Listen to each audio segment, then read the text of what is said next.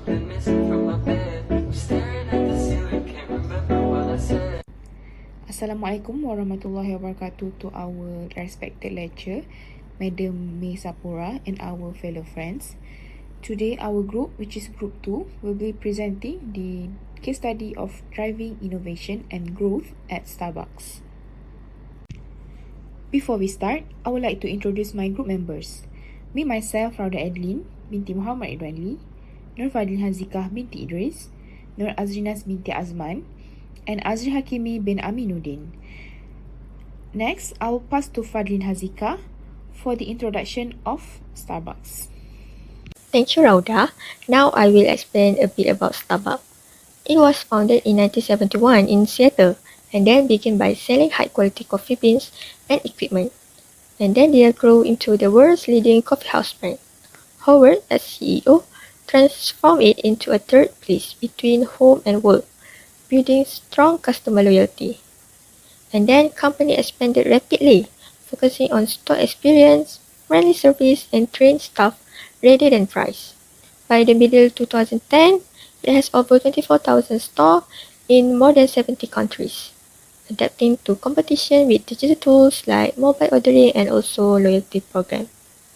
Their vision is to create meaningful experience, act responsibly, and make a positive community impact, emphasizing sustainability and ethical practices. And their mission is to inspire and nurture the human spirit, like one person, one cup, and one neighborhood at a time, highlighting the quality, connection, and responsible business. I will talk about the objective of this case study on Starbucks. Basically, what we are trying to learn. First, we want to examine how Starbucks sustain their growth and stay competitive. So we look at what strategy they use to keep performing well. Next, we analyze the leadership transition between move from Howard Schultz to Kevin Johnson. And the third one, we evaluate Starbucks business model and digital innovation. Things like mobile apps, loyalty program, and also online ordering, and how this help improve business performance. And lastly, we assess how all of this affect customer satisfaction and service quality. Because at the end of the day, success depends on whether customers are happy and want to return. So the first core value is customer-focused experience. Starbucks doesn't just sell coffee. It wants every customer to feel welcome, comfortable, and valued.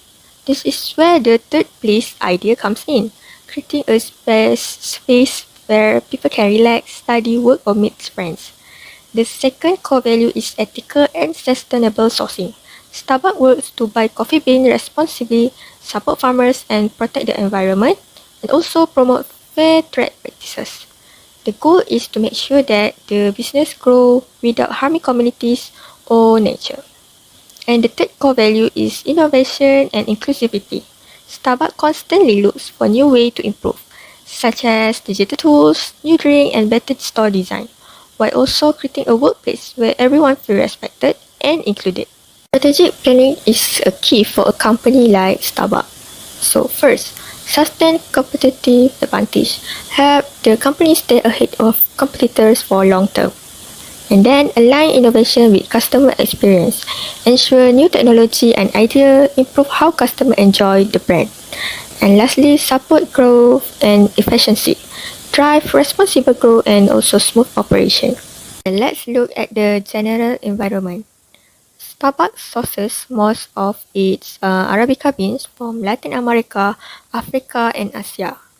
Political instability, strikers, protests, or poor infrastructure in this country can slow farming and shipping, increase costs, or reduce coffee quality.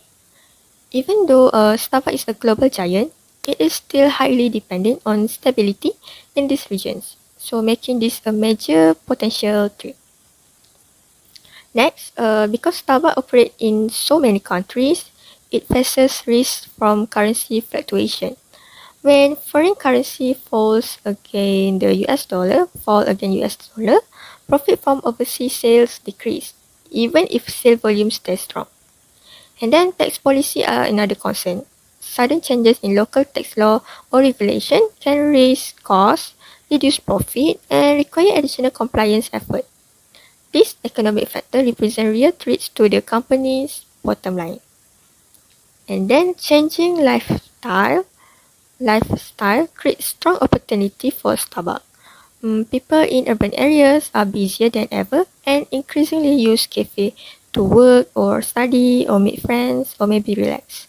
This aligns perfectly with Starbucks' third place idea, a welcoming space between home and also work. And then another opportunity comes from the growing global middle class.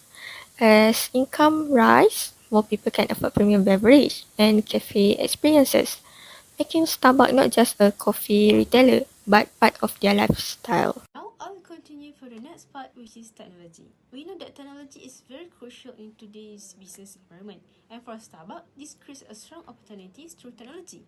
First, digital innovation.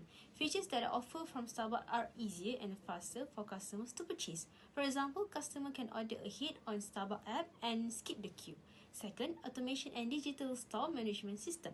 Real-time sales and demand data help Starbucks manage store operation more quickly to change customer preference. For instance, manager can track which drinks are selling fast and adjust stock or staff accordingly to avoid delay. Next, the environment really affects business today. For Starbucks, it brings both opportunities and threat because the company relies on natural resources like coffee beans and water.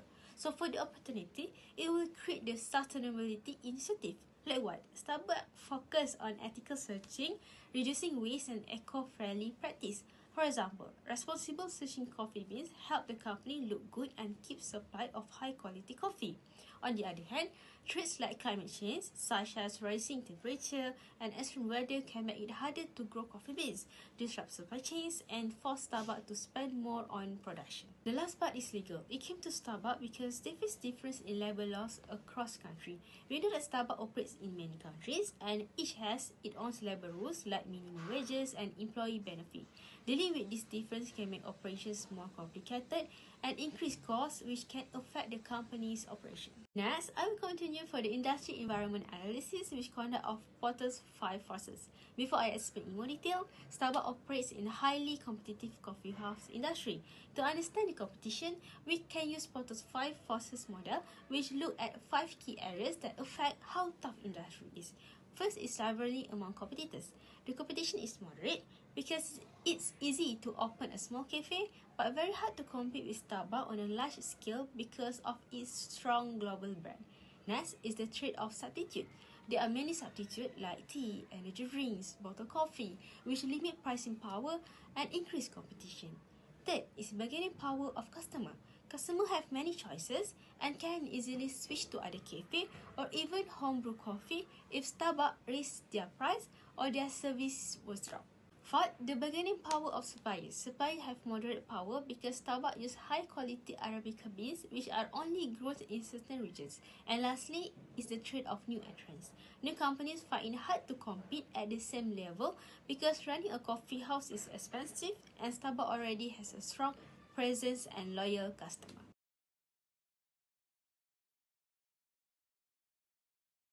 Next, to analyze Starbucks external environment, we use the EFE matrix. This tool helps us identify key opportunities and threats and shows how well the company is responding to them.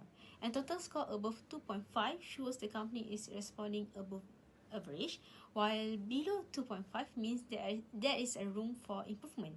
So some key opportunities for Starbucks include digital innovation, which score the highest weighted score of 0.64, showing is very important and Starbucks respond well, while changing lifestyle score 0.48, that reflecting strong potential to attract customer. And other opportunities are also opportunities with moderate score, which consists of 0.27 until 0.33. Furthermore, on the trade side, political instability in coffee-producing countries score low at 0.09, showing a high risk factor for supply chain disruption. And climate change impacting coffee bean quality also score low, which consists of 0.06, meaning it's a critical threat. Other threats include have moderate score, which consists of 0.14 until 0.22, and total score, which is 2.71, which is above average. This indicates Starbucks is responding fairly well to external factors but still need to monitor traits like political instability and climate change carefully. To summarize it, Starbucks benefit from urban growth, demand for social space, and interest in premium coffee.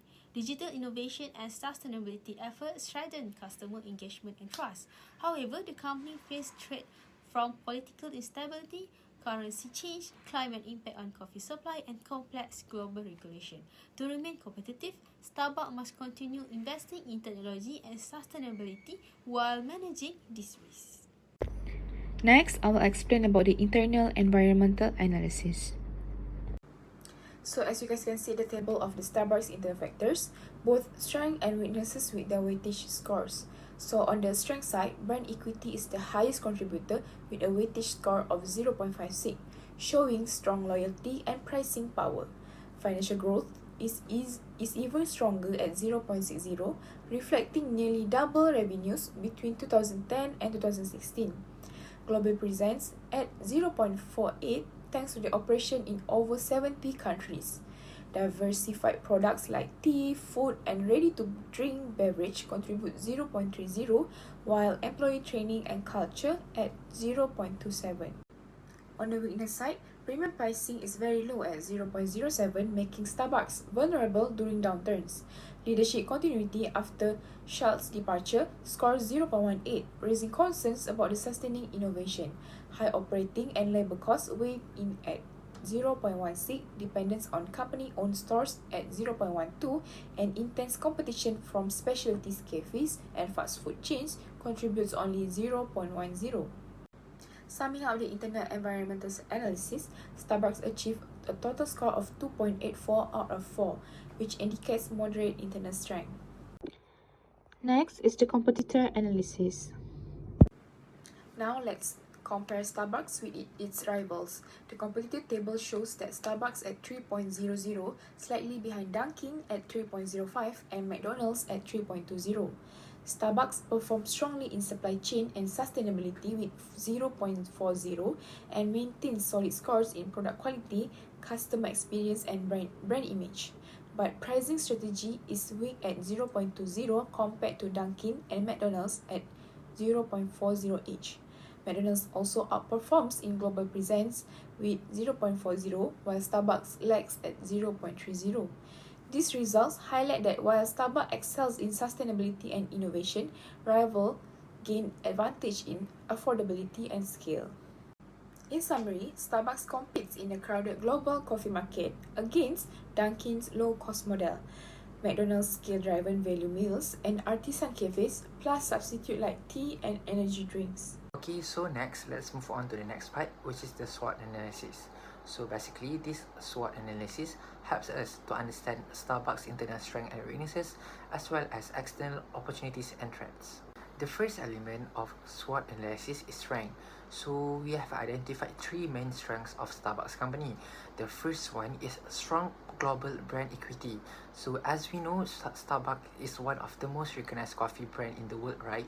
So customer usually associate Starbucks with its quality, consistency, and also premium cafe experience. So this strong brand allows the Starbucks to charge higher prices and still maintain the customer loyalty.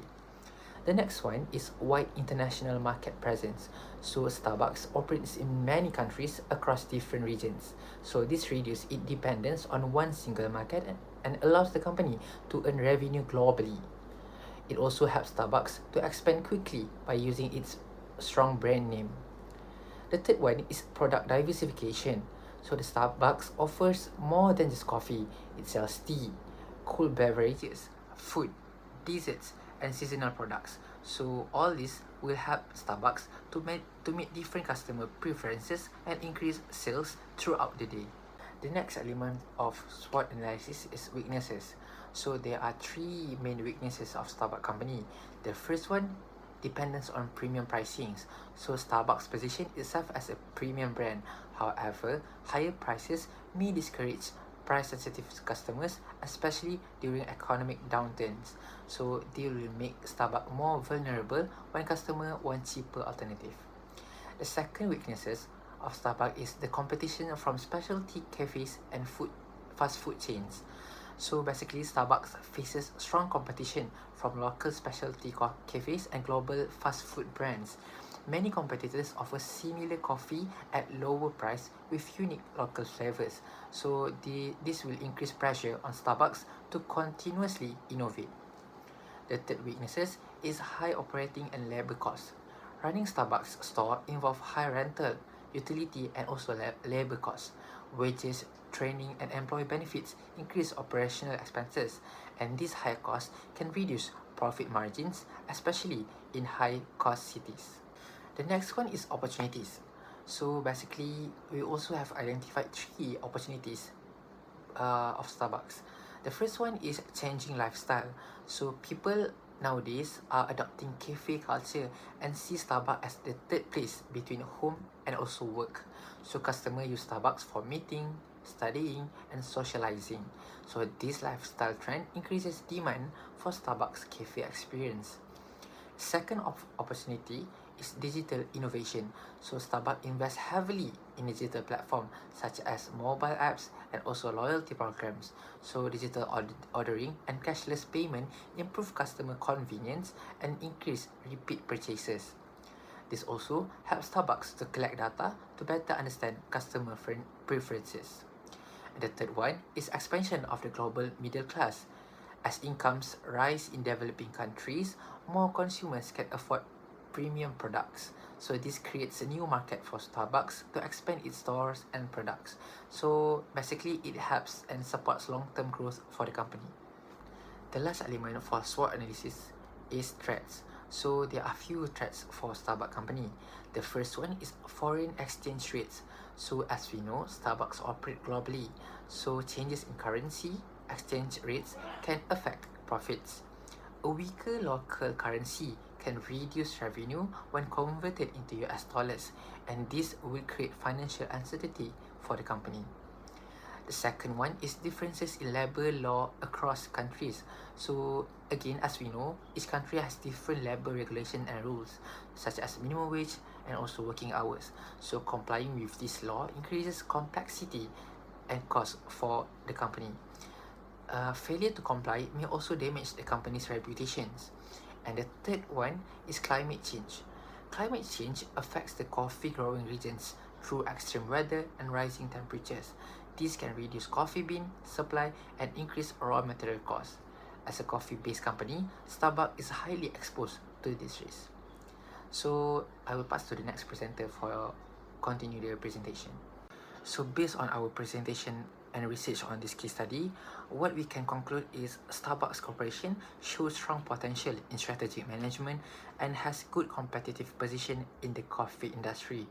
This is supported by the result of the competitive profile metrics and SWOT analysis, which show that Starbucks has strong internal strength and opportunities compared to its competitors. The company's strong brand, global presence, and clear business strategy help it remain competitive in the market. Starbucks can continue to grow if it maintains its focus on innovation and keeps improving its strategies in all areas of the business. As one of the largest coffee house chains in the world, Starbucks uses digital technology, premium products, and customer-focused strategies to meet changing customer needs. Continuous improvement in strategic planning and execution will help Starbucks remain successful in the long term. In addition, Starbucks has grown beyond a traditional coffee retailer and has become a global lifestyle brand in the food and beverage industry. So this development has helped strengthen the customer loyalty and brand value. With the right strategies in place, Starbucks is well positioned to achieve its profit goals and maintain its leadership position in the premium coffee market. Thank you.